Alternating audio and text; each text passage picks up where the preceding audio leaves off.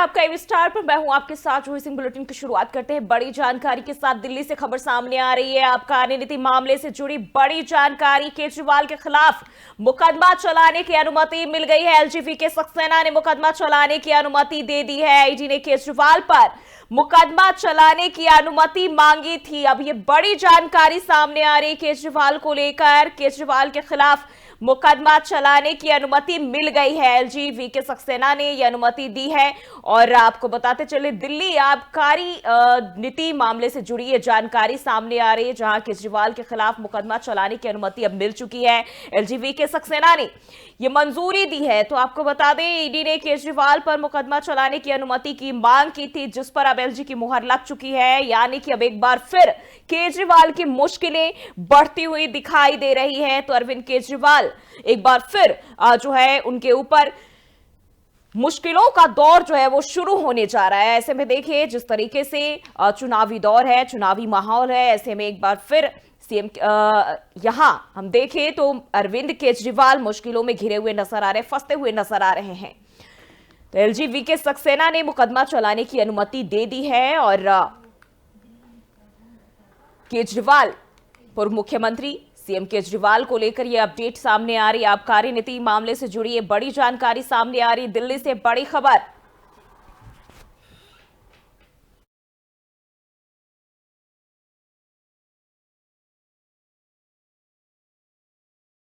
खबर पर ज्यादा जानकारी के साथ स्नेह कमल हमारे साथ दिल्ली से, हमारे सहयोगी हमारे साथ जुड़ चुके हैं। स्नेह, जिस तरीके से जो अभी जानकारी सामने आ रही केजरीवाल को लेकर, बताया जा रहा है कि अब उनके खिलाफ मुकदमा चलाने की अनुमति दे दी गई है। क्या कुछ जानकारी या अपडेट है आपके पास?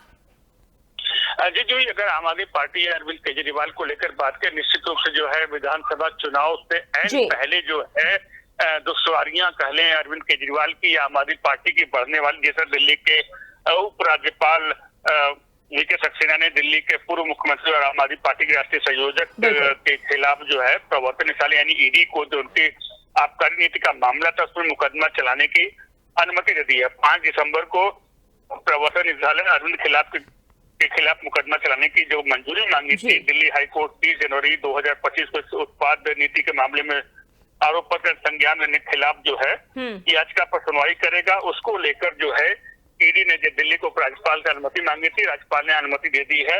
अब न्यायमूर्ति मनोज कुमार ओहरी के अदालत में, लेकिन स्नेह, जिस तरीके से देखिए विधानसभा चुनाव नजदीक है और ऐसे में अब केजरीवाल के लिए मुश्किलें कितनी बढ़ सकती है, क्योंकि चुनावी दौर में हम अक्सर देखते हैं। लेकिन आगे अब ये उपराज्यपाल के बाद अनुमति मिलने के बाद अगर कहें तो निश्चित रूप से चुनाव से ठीक पहले जो दिल्ली के अगर विधानसभा चुनाव की बात करें तो संभावना है फरवरी में दिल्ली में विधानसभा के चुनाव हो, उससे पहले ये बहुत बड़ा झटका कह सकते हैं आम आदमी पार्टी या अरविंद केजरीवाल। हमने पहले भी देखा है जिस तरीके से लोकसभा चुनाव के दौरान भी वो इसी तरह के जाल में फंसे हुए थे, और जब विधानसभा चुनाव का दौर है कुछ ऐसा ही नजारा देखने को मिलेगा। चुनावी दौर अगर हम मैदान में कहें, इस दौरान जहां वो खड़े हैं, ऐसे में उनके लिए मुश्किलें आगे कितनी बढ़ सकती हैं?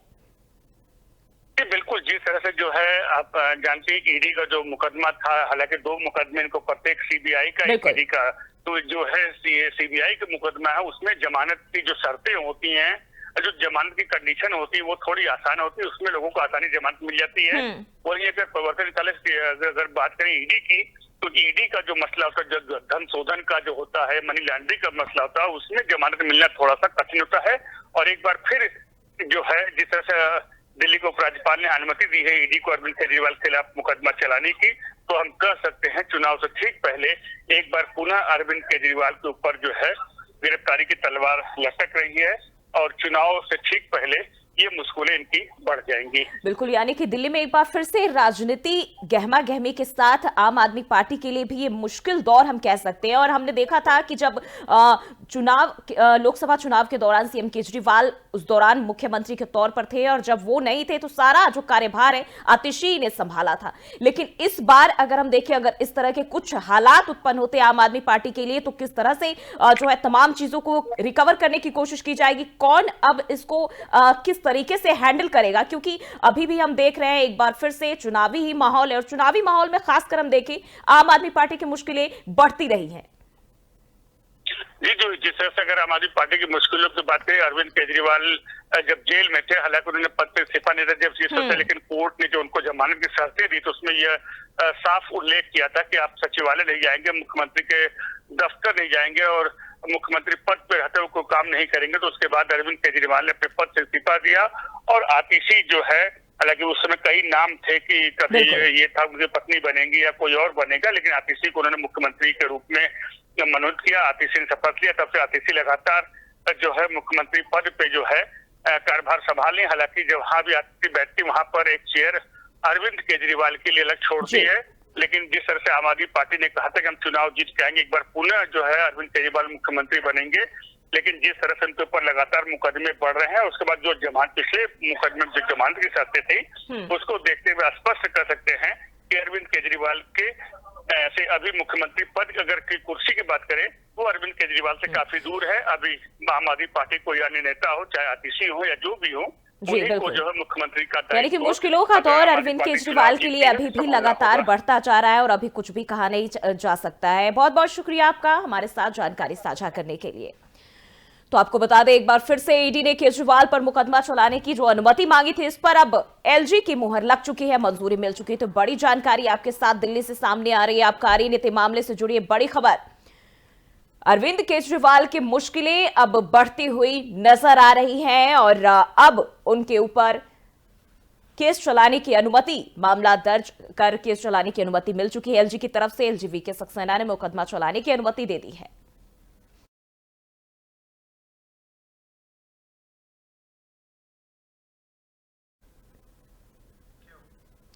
और पीएम मोदी आज कुवैत के लिए हुए रवाना। 43 साल में किसी भारतीय प्रधानमंत्री की पहली यात्रा है। अमीर शेख अल सबा के निमंत्रण पर दौरा पीएम मोदी 2 दिवसीय यात्रा पर रवाना हुए हैं। तो ये जानकारी आपको बता दें, प्रधानमंत्री नरेंद्र मोदी के दौरे को लेकर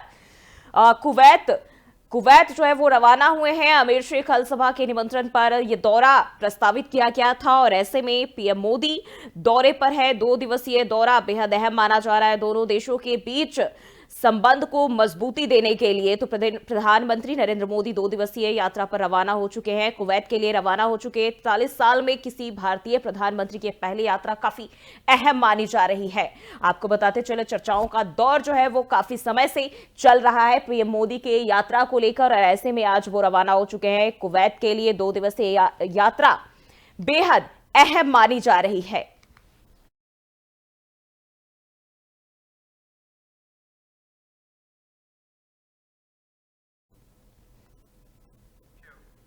बढ़ते हैं आगे, लखनऊ से बड़ी जानकारी सामने आ रही। बीएसपी अध्यक्ष मायावती ने एक्स पर लिखा, 24 दिसंबर को बीएसपी का देशव्यापी आंदोलन। मायावती ने ये एक्स पर ट्वीट किया है, बाबा साहेब भगवान की तरह परम पूजनीय है। बीएसपी की ओर से कहा गया है, अमित शाह के बयान से लोग आहत हैं।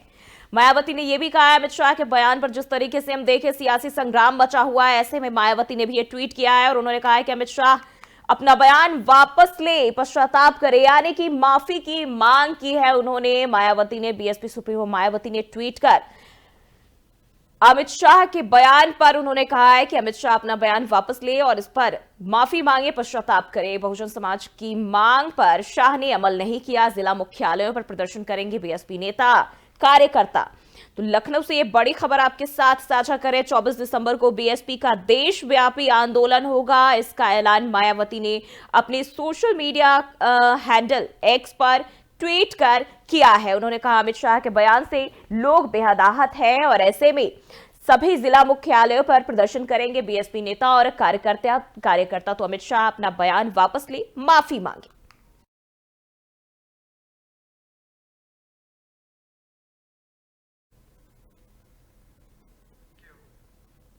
बढ़ते आगे, एटा से खबर सामने आ रही, किसान नेता राकेश टिकैत के साथ महापंचायत करेंगे किसान राकेश टिकैत एटा में किसानों के साथ महापंचायत करेंगे। हजारों की संख्या में महापंचायत में किसानों के जुटने की संभावना जताई जा रही। थाना कोतवाली देहात क्षेत्र के एटा मारहरा रोड पर महापंचायत का आयोजन किया जाएगा, जहां हजारों की संख्या में महापंचायत में किसानों के जुटने की संभावना जताई जा रही है। थाना कोतवाली देहात क्षेत्र के एटा मारहरा रोड पर इस महापंचायत का आयोजन होगा तो किसान नेता राकेश टिकैत किसानों के साथ महापंचायत करेंगे। ये बड़ी जानकारी, बड़ी खबर आपके साथ साझा कर रहे हैं। राकेश टिकैत एटा में किसानों के साथ महापंचायत करेंगे, जिसमें कयास लगाए जा रहे हैं हजारों की संख्या में बड़ी तादाद में जो किसान है यहां पहुंचेंगे और इस महापंचायत का हिस्सा होंगे। आपको बताते चले पिछले कई दिनों से या महीनों से देख ले हम कि किसान किस तरह से अपनी मांगों को लेकर सरकार पर हमलावर है और किसान और सरकार के बीच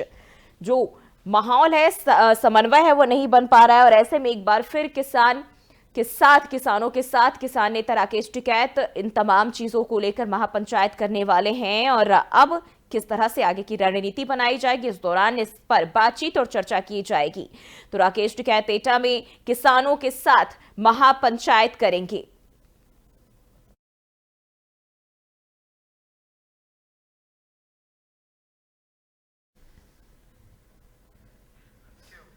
बढ़ते आगे, देहरादून से बड़ी जानकारी सामने आ रही। प्रदेश के 11 जिलों में कोहरे का अलर्ट जारी किया गया है।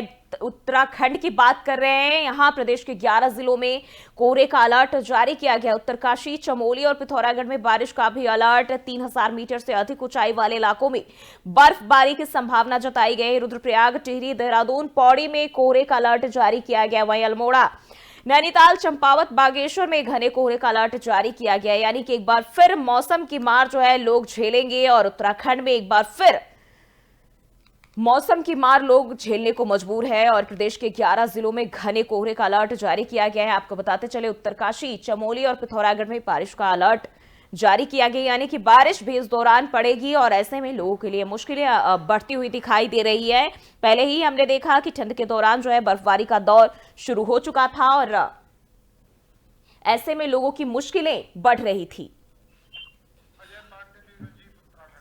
और इसी खबर पर ज्यादा जानकारी के साथ अजय पांडे, ब्यूरो चीफ उत्तराखंड से हमारे साथ जुड़ चुके हैं। अजय जी, क्या कुछ जानकारी है? प्रदेश के 11 जिलों में घने कोहरे का अलर्ट जारी किया गया है। देखिए, अब दिसंबर का आखिरी सप्ताह शुरू होने वाला है और ऐसे में एक बार फिर से पूरे उत्तराखंड में ठंडक बढ़ने की संभावना जताई गई है। मौसम विभाग ने चेतावनी जारी किया है और ये कहा है कि पहाड़ी क्षेत्रों के साथ साथ मैदानी क्षेत्रों में अगले सप्ताह से घना कोहरा छाया रहेगा और लोगों को काफी मुश्किलों का सामना करना पड़ेगा। देखिए, पिछले कुछ समय से मौसम शुष्क बना हुआ है।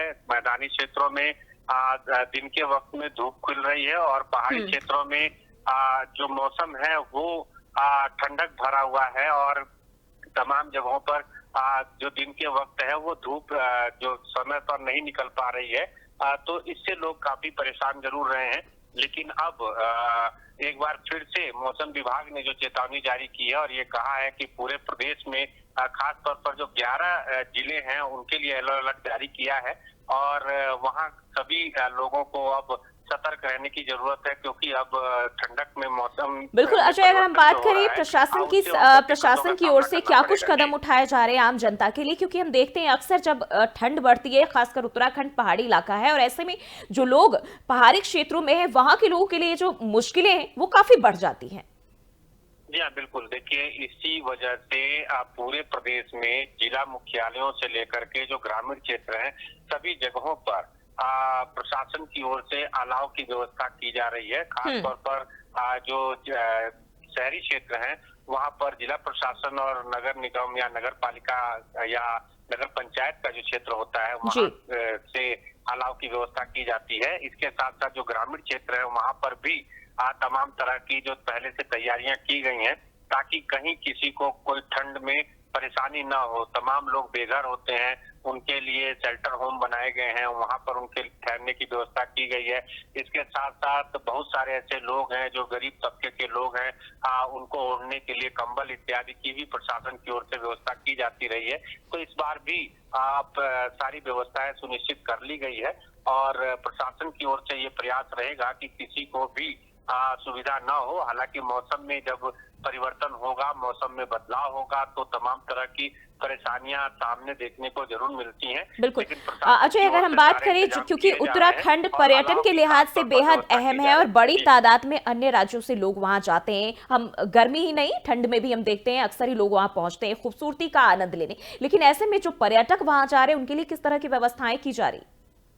हाँ, देखिए, सबसे महत्वपूर्ण बात यही है कि जैसे कि चार धाम यात्रा जो रहता है जी। वो ग्रीष्म काल में रहता है, लेकिन अब एक बार फिर इस मौसम में भी चार धाम यात्रा को सुचारू किया गया है। और जितने भी आराध्य देव हैं अपने जो ये शीतकाल में जहाँ प्रवास का उनका रहता है उन जगहों पर अब वो विराजमान है और वहां पर लोग आकर के उनके दर्शन और पूजन करते हैं। तो ऐसे में जो बाहर के जो लोग आ रहे हैं, बाहरी राज्यों से लोग आ रहे हैं, उनसे भी प्रशासन की ओर से अपील की जा रही है कि वो पूरी तैयारी के साथ आए। लेकिन उसके साथ साथ प्रशासन की ओर से तमाम इंतजाम किए जा रहे हैं कि उनको किसी तरह की परेशानी न हो। अगर उनकी जानकारी में नहीं है कि किस क्षेत्र में कहाँ कितनी ठंडक पड़ सकती है, कितनी समस्या आ सकती है, तो इसलिए उनको पहले से अलर्ट किया जा रहा है। जो यात्रा के पड़ाव हैं तमाम जगह, वहां पर ये सारी व्यवस्थाएं करके उनको समझाया जा रहा है, बताया जा रहा है। और मौसम में जो परिवर्तन हो रहा है, मौसम विभाग की जो चेतावनी जारी होती है, उसी को देखते हुए उनको आगे की यात्रा के लिए भेजा जा रहा है। तो देखिए, इस समय तीर्थयात्री भी आ रहे हैं, पर्यटक भी आ रहे हैं, बर्फबारी का आनंद उठाने के लिए भी लोग आते हैं। जैसे ही ऊंचे पहाड़ी क्षेत्रों में, खासतौर पर मसूरी, नैनीताल और बाकी अन्य जो क्षेत्र है, वहां पर जब बर्फबारी होती है, चक्राता का जो इलाका है, वहां पर भी काफी संख्या में लोग जाते हैं। तो वो पहले से अपनी तैयारी करके जाते हैं, उनको कैसे ठहरना है, कहाँ रहना है, किस तरह से उनको अपनी व्यवस्थाएं करनी है। लेकिन चूंकि वो उत्तराखंड में आ रहे हैं, उत्तराखंड के मेहमान हैं, तो प्रशासन की ओर से, सरकार की ओर से पहले से ही सभी तैयारी ऐसी की जाती है कि उनको कहीं कोई परेशानी न हो। अगर कहीं असुविधा होती है तो उसको तुरंत दुरुस्त किया जाए। और जिला प्रशासन को भी मुख्यमंत्री पुष्कर सिंह धामी ने पहले से ही अलर्ट मोड पे रखा हुआ है। यानी कि साफ तौर पर जो भी लोग हैं, चाहे वो वहां के लोकल लोग हो या फिर जो अन्य राज्यों से लोग पर्यटक जाते हैं, तमाम लोगों के लिए व्यवस्थाओं का दौर भी जारी है। सरकार हर संभव कोशिश कर रही है उन्हें मदद मुहैया कराने की। बहुत बहुत शुक्रिया आपका जानकारी साझा करने के लिए। तो आपको बताते चले, उत्तराखंड में एक बार फिर मौसम की मार जो है पड़ेगी और लोग कहीं ना कहीं इसके चपेट में आएंगे। और पूरी तरह से हम देखें, हालांकि सरकार इसको लेकर चौकन्ना है, व्यवस्थाएं दुरुस्त कराने के तमाम जो इंतजाम है वो कराए जा रहे हैं।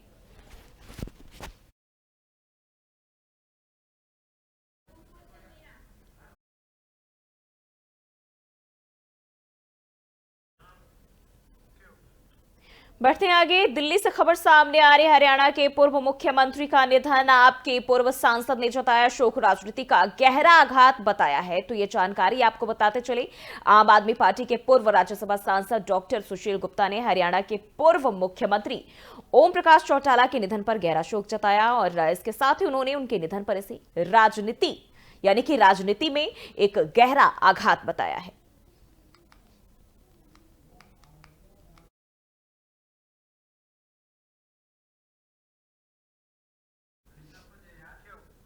बढ़ते आगे, जयपुर से बड़ी जानकारी आपको बता दें, अग्निकांड से जुड़ी अपडेट सामने आ रही है। अब तक 14 की मौत हो चुकी है, 80 लोग घायल, 30 की हालत गंभीर बनी हुई है। तो जयपुर अग्निकांड में अब तक ये अपडेट हम आपको बता दें, 80 लोग घायल हुए हैं, 30 की हालत गंभीर बने हुए। हालांकि अगर मौत की बात करें तो ये संख्या बढ़कर अब 14 पहुंच गई है। शनिवार को टैंकर ब्लास्ट हुआ था और इसमें यह हादसा हुआ था। कई घायलों की हालत अभी गंभीर बताई जा रही है। तो शनिवार को हुए हादसे से जुड़ी ये जानकारी आपको बता दें, जयपुर से, जहां 14 लोगों की मौत हुई है अग्निकांड में। जयपुर अग्निकांड में अब तक 14 लोगों की मौत हुई है। जिस तरीके से मौत का आंकड़ा बढ़ रहा है, कहीं ना कहीं हालात बेहद नाजुक है। और ऐसे में बताएं तो 80 लोग घायल है, 30 की हालत जो अभी भी संजीदा बताई जा रही है। आपको बताते चले, शनिवार को टैंकर ब्लास्ट हुआ था जिसमें कई लोग घायल हुए थे, वहीं कई लोगों की जानें भी गई थी।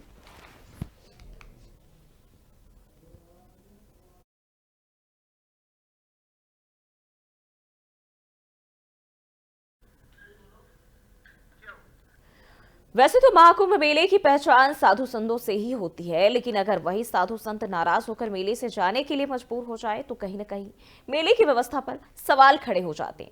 हम बात करें शिवयोगी मौनी महाराज की, जो मेला प्रशासन के रवैये से बेहद आहत हैं। बाबा का कहना है कि अनुष्ठान के लिए जो भूमि उन्होंने मेला प्रशासन से मांगी थी वह अभी तक उन्हें उपलब्ध नहीं कराई गई है। मेला प्रशासन के दफ्तर की उन्होंने कई बार परिक्रमा भी की, लेकिन अभी तक उन्हें भूमि नहीं मिल सकी है, जिससे नाराज होकर मौनी महाराज मेला छोड़कर चले गए। मेले से निकलकर मौनी बाबा ने कहा कि अब वो दिल्ली जाकर प्रधानमंत्री नरेंद्र मोदी से मिलेंगे और वहीं पर आमरण अनशन करेंगे। मौनी बाबा ने सीएम योगी और पीएम नरेंद्र मोदी से गुहार लगाई है कि उन्हें विशेष अनुष्ठान के लिए भूमि उपलब्ध कराई जाए, क्योंकि वह जो अनुष्ठान करेंगे वह देश की तरक्की और खुशहाली के साथ हिंदू राष्ट्र बनाने का संकल्प भी शामिल है। बता दें कि मौनी बाबा महाकुंभ में 5,51,00,000 रुद्राक्ष के साथ विशेष अनुष्ठान करने वाले थे।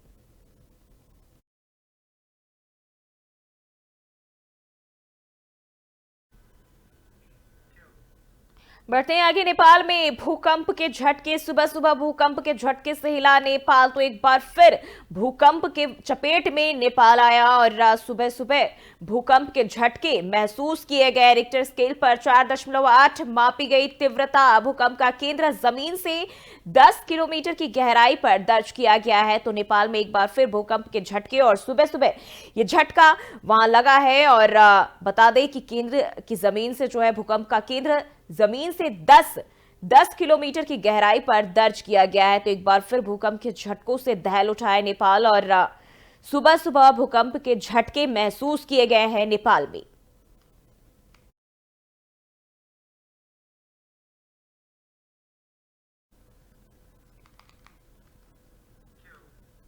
और वहीं बढ़ते हैं आगे। मुरादाबाद से जानकारी आपको बताते चले। मुरादाबाद में ओवरलोड ट्रक अनियंत्रित होकर पलटा। हादसे में एक महिला की मौत। हादसे की वजह से करीब 3 घंटे तक जाम लगा रहा। तो मुरादाबाद के इस्लाम नगर धारक नगला रोड पर यह मामला जो है वो सामने आया है। शुक्रवार की सुबह करीब 6 बजे खोई लदा ओवरलोड ट्रक अनियंत्रित होकर पलट गया।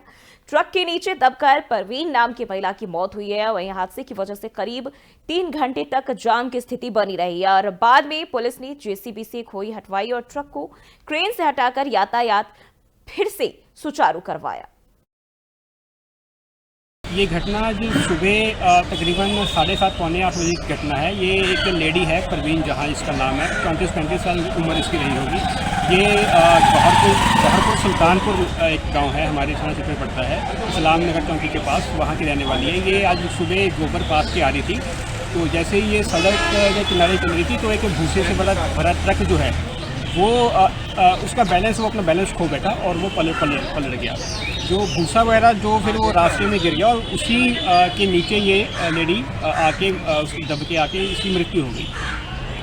क्या परिजनों की तरफ से कोई तहरीर मिली है सर? हाँ। बढ़ते आगे। हरियाणा के 5 बार मुख्यमंत्री रहे ओपी चौटाला का अंतिम संस्कार शनिवार को राजकीय सम्मान के साथ सिरसा के तेजाखेड़ा गांव स्थित फार्म हाउस में दोपहर 3 बजे होगा। और बता दें कि चौटाला का शुक्रवार 20 दिसंबर को दिल का दौरा पड़ने से गुरुग्राम में निधन हुआ था। वे 89 साल के थे और इसके बाद उनके पार्थिव शरीर को शुक्रवार रात को ही सिरसा स्थित उनके पैतृक गांव चौटाला स्थित फार्म हाउस में लाया गया था। हरियाणा सरकार ने उनके निधन पर 3 दिन का राजकीय शोक घोषित किया है। वहीं पिता के निधन पर उनके छोटे बेटे अभय चौटाला ने 13 घंटे बाद सोशल मीडिया पर लिखा, पिताजी का निधन सिर्फ हमारे परिवार की ही नहीं बल्कि हर उस व्यक्ति की व्यक्तिगत क्षति है जिनके लिए उन्होंने अपना संपूर्ण जीवन समर्पित किया। उनका संघर्ष, उनके आदर्श और उनके विचार हमेशा हमारे दिलों में जिंदा रहेंगे।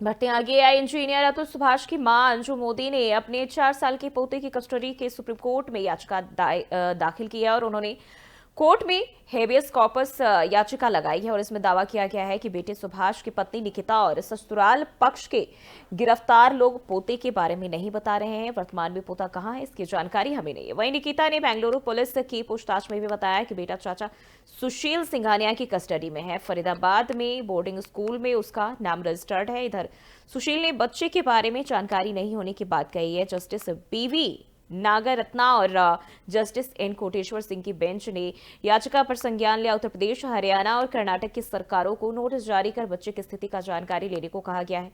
वहीं मामले में अगली सुनवाई 7 जनवरी को होगी। 9 दिसंबर को एआई इंजीनियर अतुल सुभाष ने बेंगलुरु में अपने फ्लैट में सुसाइड नोट और वीडियो बनाकर जान दे दी थी और इसके बाद अतुल के परिवार ने पत्नी निकिता सिंघानिया और उसके परिवार पर अतुल को आत्महत्या के लिए उकसाने का आरोप लगाया था।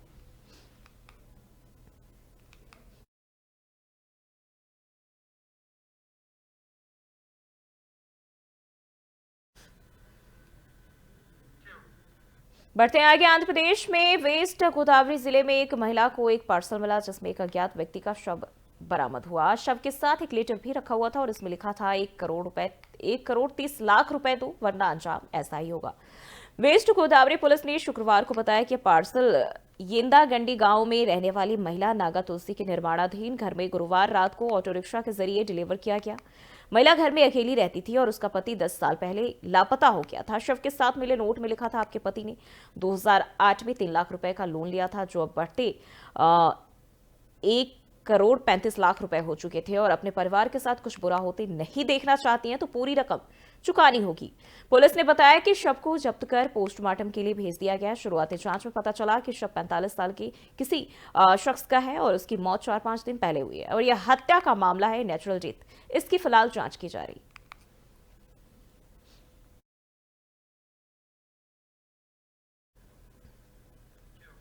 बढ़ते हैं आगे। संभल में एएसआई टीम ने कल के मंदिर का सर्वे किया। टीम ने गुंबद की तस्वीरें भी खींची, दीवारों पर की गई नक्काशी के वीडियो बनाए और इसके अलावा मंदिर परिसर में स्थित कृष्ण कूप का भी सर्वे किया। टीम ने 20 मिनट तक सर्वे किया। कल के मंदिर और कूप को लेकर फिलहाल कोई भी विवाद नहीं है। माना जा रहा है कि एएसआई ने मंदिर कूप कितना पुराना है यह जानने के लिए सर्वे किया। सर्वे के दौरान एसडीएम वंदना मिश्रा के साथ बड़ी संख्या में वहां पुलिस फोर्स मौजूद रही। वही संभल में एएसआई सर्वे का यह दूसरा दिन है। कल टीम ने गुपचुप तरीके से 9 घंटे तक सर्वे किया था और 5 तीर्थ स्थलों और 19 कुओं के नमूने भी लिए थे। इस दौरान जियारत स्थल के पास खंडित मूर्तियों वाला पत्थर भी बरामद किया गया।